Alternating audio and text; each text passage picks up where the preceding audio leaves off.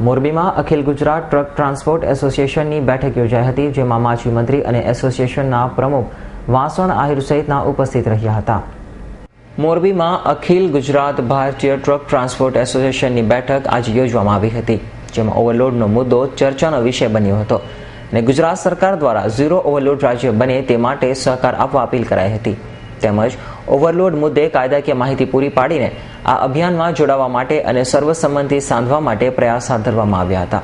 તે ઉપરાંત ટ્રાન્સપોર્ટ જગતને લગતા અન્ય મુદ્દાઓ જેવા કે ચોરાઈ જતા વાહનોને ક્લેમ અંગે, ગુડ્સ વાહનોમાં ઓવરલોડ માલ ભરવાના ગુના અંગે સહિતના મુદ્દાઓ પર ચર્ચા કરવામાં આવી હતી.